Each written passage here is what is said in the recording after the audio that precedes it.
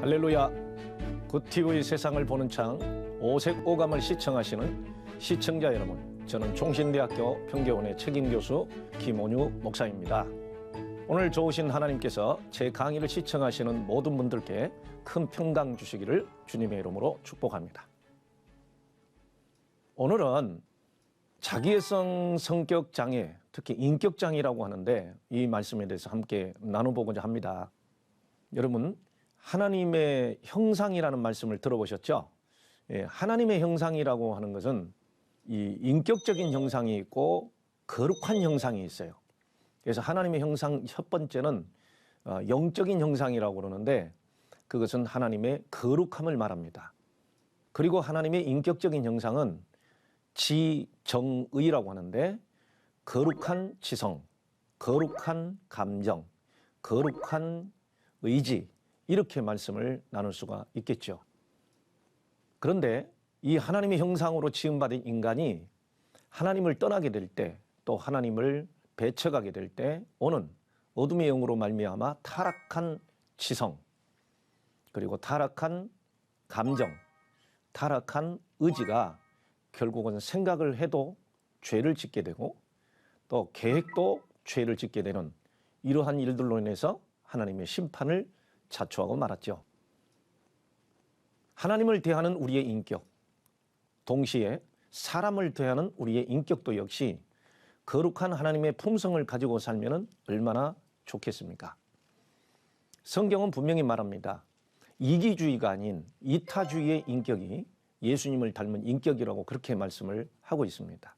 예수님께서 누구든지 나에게 오면 내가 저희를 쉬게 할 것이고 나의 멍에를 메고 내게 배우라고 했는데 그 멍에가 뭐냐?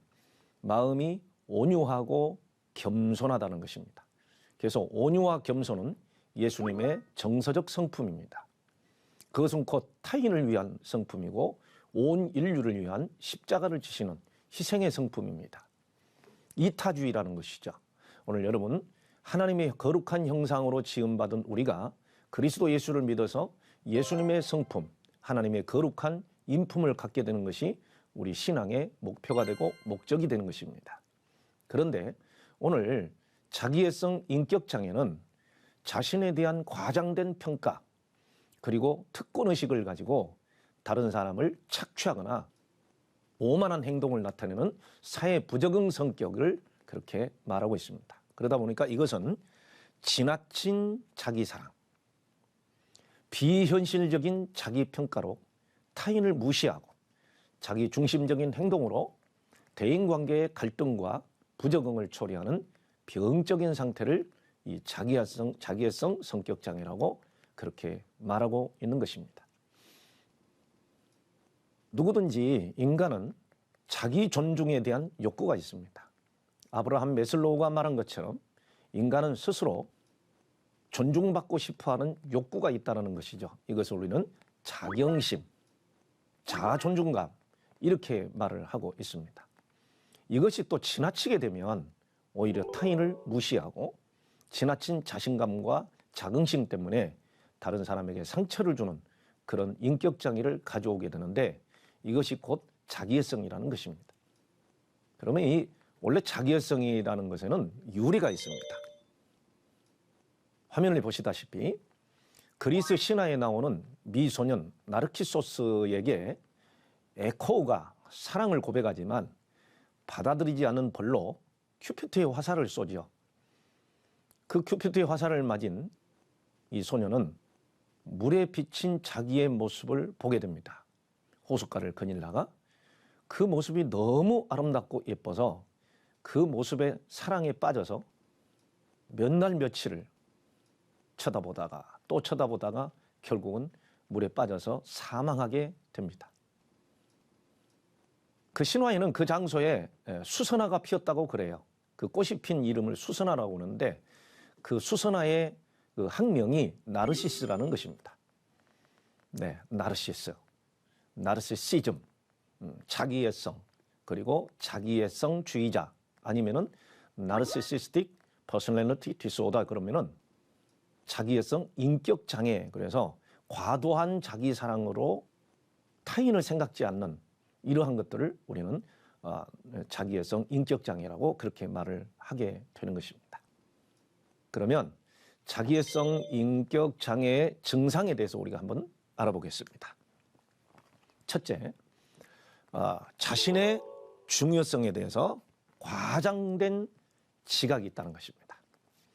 다시 말해서 자신의 성취나 재능을 과장하고 우월한 존재로 인정되기를 기대하는 마음에서 계속 많은 사람에게 자신의 어떤 우월감을 나타내려고 하는 그런 것들이 많습니다. 그래서 성공, 권력, 자신 재능의 탁월함, 그리고 아름다움 또는 이상적인 사랑에 대한 공상에 집착합니다. 그래서 항상 자신의 아름다움을 인정받고 싶어 하고, 그리고 그 아름다움뿐만 아니라 나는 이 아름다움 때문에 누려야 될 당연한 특권을 모든 사람에게 어필하는 거죠. 호소하는 거죠. 그래서 모든 사람들이 그 아름다움을 과도하게 칭찬해 주지 않으면 속이 상하고 만족하지 못하는 그런 사람들을 공주병 걸렸다, 왕자병 걸렸다, 이렇게 이야기를 하는 것이죠. 그래서 항상 이런 사람은 자신이 특별하고 독특한 존재라고 믿고 특별한 상류층의 사람들만 나는 어울릴 수 있어, 이렇게 생각을 합니다. 그리고 또한 과도한 찬사를 요구합니다. 적당하다, 보통이다, 이런 말을 들으면 속이 상하고 만족스럽지 않고 불만이고, 또 그렇게 자기를 칭찬하지 않는 사람을 적대시하고 화를 내는 그런 경우도 있습니다. 또한 이런 사람은 이 특권 의식을 가지고 있습니다. 항상 사람들에게 특별하게 대우를 받거나 또 자신에게 복종을 바라는 그런 아주 불합리한 기대감에 늘 묻혀 있습니다. 그래서 자신의 말을 복종하지 않거나 들어주지 않거나 자신의 말을 순종하지 않는 사람에 대해서는 과감하게 착취를 하거나 아니면은 배척을 하거나 아니면 직장의 상사일 경우에는 그 부하 직원을 해고를 시키거나 하는 일이 나타나기도 합니다. 여러분, 이런 사람을 우리는 자기애성 인격장애라고 합니다. 이런 사람은 감정이입 능력이 없습니다. 타인들의 감정이나 욕구를 인식하거나 확인하려 하지 않습니다. 여러분, 이런 사람은 참 다루기가 힘들고 가까이 하기가 힘들죠. 그리고 그런 사람은 항상 시간이 지나면 외롭게 인생을 사는 사람들이 되게 됩니다. 자, 감정이입의 능력이 없다. 그리고 타인들의 감정이나 욕구를 인식하거나 확인을 하지 않는다. 어떤 사람이 고생을 했다고 이야기하면은 아이고 고생했겠어요, 이런 말을 할 수 있어야 되는데, 내가 당한 고생에 비하면은 당신은 아무것도 아니야, 이런 식으로 말을 해버리기 때문에 그 다음에는 대화가 되지를 않고, 그리고 그 사람을 배척하게 되는 이런 일들이 나타나게 되죠. 네. 그 다음에 흔히 타인을 질투하거나 타인들이 자신에 대해서 질투하고 있다고 믿습니다. 여러분, 이 질투심에 대한 그 마음 자체가 항상 비교에서 오는 열등감, 자기 수치감, 여기에서 질투심이 많이 옵니다. 그렇기 때문에 이 질투심을 가졌다라는 그 자체는 또 다른 사람이 나의 우월이나 나의 아름다움이나 나의 능력에 대해서 질투하고 느끼고 있다고 스스로 생각할 때가 많습니다. 자기애성 인격장애는 항상 그 마음에 모든 사람 앞에서 나는 뛰어나야 된다고 생각하기 때문에 질투가 심하고, 그리고 또한 질투를 받는다고 스스로 과대망상을 하기가 쉽습니다. 그 다음에 이제 이런 사람의 태도를 보면 아주 거만하고 방자한 행동이나 태도를 보일 때가 많습니다. 앉은 자세도 딱 어깨를 버리고 아니면은 고개를 쳐들고 전혀 다른 사람의 시선을 지각하지 않고 그저 자기만의 감정을 표현하는 얼굴을 하고 있습니다. 이런 사람은 어떤 자기의 어떤 감정을 잘 숨기지를 않아요. 분하면 분한 대로 그리고 또한 화가 나면 화가 나는 대로 그냥 자기 표현을 하게 돼서 내 감정과 내 표현에 대해서 너는 받아줘야만 해. 당신은 내 감정을 이해해야만 해. 이런 식으로 생각을 하기가 쉽습니다. 참 피곤한 사람이죠. 그 다음에 보면 이제 이거를 이제 외현적 성격이라고 하는데 타인의 반응에 개의치 않고 자기 주장을 확실하게 합니다. 외현적 성격과 내형적 성격이 있는데 대개가 자기애성 장애를 가지고 있는 사람이 그 드러내는 외향적 성격, 이거를 외현적 성격이라고 하는데 외적으로 드러나는 성격이죠. 그래서 타인의 반응에는 전혀 개의치 않습니다. 자기 주장을 확실하게 합니다. 그리고 주장합니다. 만약의 경우에 그 반대를 의견을 말하면은 더 강하게 주장을 해서 상대방을 꺾어버리려고 하죠. 그 다음에 성격이 내현적인 사람이 있습니다. 이런 사람은 그걸 우리가 내사한다 이런 말을 하거든요. 인트로젝션. 예, 이런 사람은 수줍고 내향적이고 타인의 반응에 대해서 매우 민감하고 아주 조심스러운 행동을 하게 됩니다. 특히 자기애성을 가지고 있다는 그 자체가 아주 자기중심적이기 때문에 내연적인 사람은 정말 피곤한 사람 중에 한 사람입니다. 그래서 어떤 말을 해도 칭찬을 안 해주면 심히 낙담하고 낙심하고 그 다음에는 어떻게 할까? 이런 생각을 하게 되면서 밤새내 고민을 하는 그런 사람이 되겠죠. 자, 이런 사람의 결국은 아까도 말씀을 드렸지만 나이가 들어서 육체적, 신체적 한계에 직면하게 될 때 아주 어려움을 겪게 됩니다. 왜 그럴까요? 내현적인 사람은 특히 스트레스가 많아요.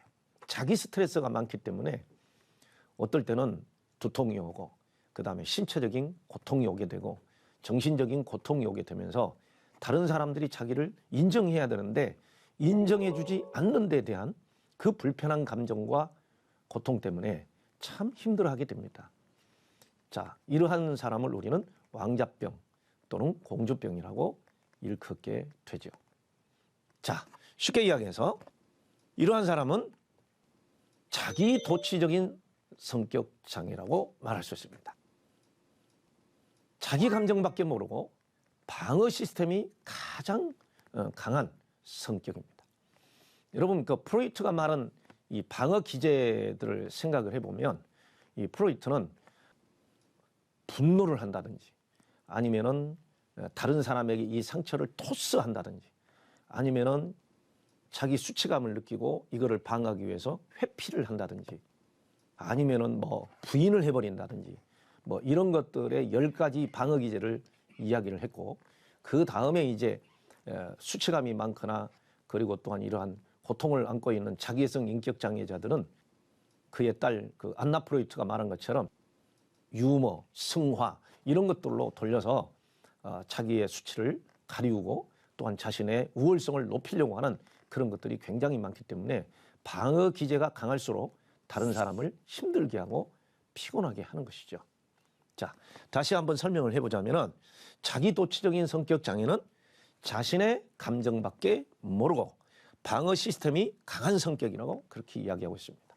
또한 자신을 지나치게 높게 평가하고 남의 감정을 알지 못하므로 자신의 언행이 사람들에게 어떤 영향을 미치는지도 생각하지 않습니다. 자, 이런 사람을 대하고 있다 보면 내가 무시당한다라고 하는 느낌을 받게 됩니다. 그리고 자기가 조금이라도 상처를 받을 관계는 아예 피해버리는 사람이 됩니다. 자, 그들의 언어는 어떤 언어를 사용하고 있을까요? 그리고 또한 그들의 결과는 어떨까요? 보실래요? 한심한 소리 하네. 그런 것도 몰라. 왜 나한테 그런 거를 바래? 인간들이 왜 이래? 여러분, 이렇게 자신을 무시하고 그리고 깔보고 하는 사람들을 어떻게 사랑해 줄 수 있고 대해줄 수 있겠습니까? 교회 공동체 내에서 특히 예수님 말씀하신 것처럼 다른 사람을 나보다 더 낮게 여기고 겸손하게 그리고 온유하게 사는 사람이 사랑받는 사람이거든요. 예수님께서 성장하실수록 키가 자라고 지혜가 자라고 그리고 마지막으로 모든 사람에게 사랑스러워 가더라. 이런 말씀을 우리가 알 수 있습니다. 그렇습니다. 시간이 지날수록 모든 사람에게 사랑받는 사람이 돼야 되겠죠. 자, 그 결과 타인을 무시하거나 착취함으로 결국은 몰락하게 됩니다. 자, 이 자기애성 성격 장애의 심리학적 원인에 대해서 우리가 좀 알아보도록 하겠습니다. 그 심리학적 원인은 자신이 매우 중요한 존재라고 느끼는 유아기적 또는 일차적 자기애의 고착이 되었다. 이렇게 학자들은 이야기를 합니다. 왜냐하면 어린 시절은 전부 다 자기중심성입니다. 특히 영아기, 유아기까지는 엄마가, 아빠가 어떠한 것을 상황하기보다는 모두 다 내 말을 들어줘야 해 라고 하는 생각에 고착이 되어 있기 때문에 그 고착에서 벗어나지 못하면 자기애성 인격장애가 되는 것입니다. 이게 왜 생길까요? 그것은 부모가 기준이 없이 자녀를 양육하고, 즉 다시 말해서 과잉 보호하고 특별하게 성장하는 조선 가정, 그리고 그 자녀에게 이래서는 안 돼, 이러면 괜찮아, 이런 어떤 경계선이 없이 적당한 좌절을 경험시키지 못하고 이렇게 아이를 양육하다 보면 그 유아기적인 자기애가 치료되지 않고 지속되면서 고착될 경우에 자기애성 인격장애가 발생된다. 이렇게 이야기를 하고 있습니다. 우리 부모들은 자녀들에게 적당한 좌절 교육도 필요한 것입니다. 그 다음에 왜곡된 그들의 생각이 있습니다. 항상 그들의 마음에는 나는 매우 특별한 사람이야. 나는 특별한 대우를 받고 특권을 누릴 자격이 있어. 제가 상담을 했던 어떤 자매는 어린 시절에 너무 가난하게 힘들게 고통을 받고 자라는 과정에서도 교회만 가면 나는 특별해. 하나님이 나를 특별히 선택하셔서 복을 주실 거야. 이런 어떤 그 번영신앙적인 것에 굉장히 집착을 하게 됐고, 그러다 보니까 늘 나는 특별한 사람이라는 과하게 이야기한다면 망상적인 생각에 사로잡혀서 산 자매가 있었어요.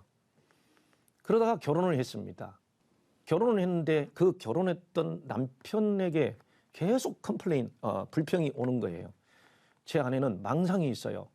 항상 어떤 말만 하면 나는 이거를 누릴 자격이 있다. 이렇게 말을 하면서 자신을 무시한다는 거죠. 그래서 부부관계가 너무 힘들었다고 저는 들었습니다. 그래서 나중에 상담을 해보고 실제적으로 어떤 척도 검사를 해보니까 자기애성 인격장애가 너무 심한 거예요. 이러한 경우 대화하기가 쉽지가 않습니다. 다른 사람이 불쌍하게 성장했고 고통받고 성장한 것에 대해서 자기보다 못했다고 생각하기 때문에 그렇게 이야기를 하는 겁니다. 또 나는 인정받고 칭찬받고 존경을 받는 것은 매우 중요하기에 그러한 것을 받지 못하는 것은 참을 수 없는 일이다. 네, 그렇게 삽니다. 사람들은 나를 비판할 자격이 없다. 나 정도의 훌륭한 사람만이 나를 이해할 수 있다. 이런 생각에 사로잡히게 됩니다. 여러분, 이런 사람은 설교를 한다든지 아니면 또 말씀을 들을 때에도 회개가 없습니다. 늘 자가당착에 빠져 있기 때문입니다. 이타주의로 살아야 되는데 이기주의로 사는 경우가 많다는 것이죠. 자, 그 다음으로 넘어가서요. 자, 이런 사람은 성장 과정에서 이렇게 성장합니다. 어린 시절 중요한 타인들로부터 직접적 또는 간접적 메시지에서 발전된다고 합니다. 자기애적 신념에 일치하는 긍정적 정보에 선택적으로 주의를 기울이고 그의 중요성을 부여하면서 긍정적 자기상을 강화합니다. 항상 나에게 좋은 말, 나에게 좋은 감정, 여기에만 집착해서 선택적으로 그것을 선택하고 수용하는 그런 자세만 되어 있기 때문에 자기에게 좋지 않는 말, 비평하는 말에 대해서는 참을 수 없는 그런 삶을 사는 것이죠. 그리고 또한 자신의 신념에 상치되는 부정적 정보는 무시하거나 왜곡하는 경우가 많습니다. 잘못 알아듣고 얼마나 힘들게 알아듣는지 대화하는 사람이 너무너무 화가 많이 나는 그런 일들이 많습니다. 그 다음으로 넘어갈까요? 오늘 가장 중요한 부분인데 그러면 성경에서는 자기애성 인격이 어느 때부터 시작됐고 어떻게 묘사하고 있을까요? 네, 성경에서는 창세기 3장 10절에 지금까지 인격장애라든지 정서장애의 가장 큰 시발점이 뭐였느냐? 바로 인간이 타락했을 때부터입니다. 인간의 죄가 발생이 됐을 때 그때 느끼는 감정이 버림받음에 대한 부정적 감정을 우리는 거절감이라고 부릅니다. 죄를 지었을 때 하나님께서 나를 버리실 거야. 이런 감정, 거기에 대한 두려움. 여러분, 인간관계에서 다른 사람이 나를 버릴 것이라고 생각하면 그거를 당하는 사람은 버림받지 않기 위한 극도의 노력을 하게 될 때 거기에서 인격장애가 오는 것입니다. 그것을 우리는 방어기제라고 그러죠. 버림받지 않기 위해서 하는 방어기제가 첫 번째가 뭡니까? 회피, 그리고 가리움, 자신을 숨어버리는 게 되죠. 숨어버리고 회피하고 그리고 변명하고 그 자신의 어떤 실수를 증가시키는 이런 일이 나타나는데 결국은 나는 아무 문제가 없다라는 얘기죠. 그 다음에 두 번째가 항상 자기중심적인 생각을 하게 됩니다. 내 감정이 이러니까 다른 사람 감정은 또 이럴 거야. 이런 생각을 하게 됐죠. 다른 사람의 감정을 생각하는 역지사지가 안 된다는 거죠. 자, 그 다음에 디모데후서 3장 2절에 보면은 자기 연민이 너무 많습니다. 아까도 잠깐 설명을 했지만 어린 시절에 너무 가난하고 너무 병들고 너무 고통 가운데서 자란 한 자매가 과대망상적인 자기 생각에 사로잡혀서 나는 항상 특별한 사람이야. 하나님이 나만 사랑해. 라고 하는 생각으로 가정에서 대화를 하고 모든 사람과 대화를 할 때 사람들과의 관계가 힘들어진 것처럼 나만 불쌍하다고 생각하는 자기 연민을 가지고 있을 때 자기 생각만 하게 되는 이기주의적 발상이 오게 됩니다. 이 마지막 시대는 자기만 사랑하는 그런 시대라고 디모데후서 3장 2절은 말씀하고 있는 것입니다. 그리고 디모데후서 4장 3절에서는 결국 자기 욕심을 우리는 사욕이라고 그러죠. 그 다음에 이기주의라고 그러죠. 그래서 마지막 시대가 되면 우리가 조심해야 될 것이 있는데 사욕을 따르는 어떤 사람들과 같이 되지 않고 모든 사람을 위하고 하나님을 위하는 이러한 시간이 되어야 되는 것입니다. 네. 그 다음으로 이러한 사람들을 어떻게 우리는 치유하고 상담해야 될까요? 제가 지금까지 했던 상담 치료와 그 다음에 또한 학자들이 말하는 상담 치료에 대해서 설명을 해보자면 과거에 실패했던 부모와의 관계에서 인정 욕구가 채워지지 않았다면 상담가는 충분히 공감해주고 이해를 해주고 칭찬을 해주는 그 기간이 필요합니다. 인간은 그 인정 욕구와 애정의 욕구와 애착 욕구가 채워지지 않으면 끊임없이 채우려고 하는 그런 본능이 생기고 또 본능이 생겼다고 해도 채워지지 않을 때는 극단적으로 자기가 자기를 인정해주는 이런 것을 가지고 살 때가 있습니다. 그것을 우리는 자존심이라고 그러죠. 그래서 어린 시절에 받은 자존감이 상처가 된다면 자존심이 강해져서 쉽게 분노하고 자기애성을 가질 수 있는 그런 것들이 있기 때문에 이러한 상처를 회복시켜주고 또 상황에 따라서는 당신의 그러한 언어와 행동이 모든 사람에게 얼마나 힘들게 하는지 요즘 여러분들이 가끔 들었던 이야기가 있죠. 갑질한다. 이 자기애성 인격 장애자들이 곧 갑질하는 사람들이 많은 것입니다. 그래서 상황에 따라서 인지 행동이 필요할 때, 치료가 필요할 때가 있습니다. 마지막으로 자신만 불쌍한 것이 아니라 타인도 불쌍하다는 것을 알아야 됩니다. 우리 인간은 항상 불쌍한 사람들입니다. 그러나 내가 불쌍한 만큼 다른 사람도 불쌍하다는 것을 알도록 해야 하고 우리 자신도 그렇게 믿고 있어야 됩니다. 자, 잘 들으셨습니까? 그러면 우리가 우리 자신을 치유하기가 쉽지 않습니다. 타인을 치유하기도 쉽지 않습니다. 그럴 때 우리는 마지막으로 할 수 있는 것이 바로 하나님께 기도하는 것입니다. 오늘 이 말씀을 중심으로 하나님께 이렇게 기도해 보도록 하겠습니다. 주여, 타인의 고통이 공감이 되지 않으며 타인을 무시하는 인격 장애가 저에게 있음을 고백합니다. 제 자신에 대한 방어가 너무 강하여 저보다 약한 사람은 한없이 불쌍하지만 강한 척하는 사람 앞에서는 열등감이 강하여 시기와 질투를 하거나 대인관계가 힘들었으며 이기적인 자기애성 인격장애가 있음을 고백합니다. 이 인격장애에서 벗어나 덕스러운 그리스도인이 되기를 간절히 기도합니다. 아멘. 하나님의 말씀으로 세상을 이해하고 바라보는 마음의 창이 여러분에게 열리기를 소망하면서 이 시간 마치겠습니다. 감사합니다.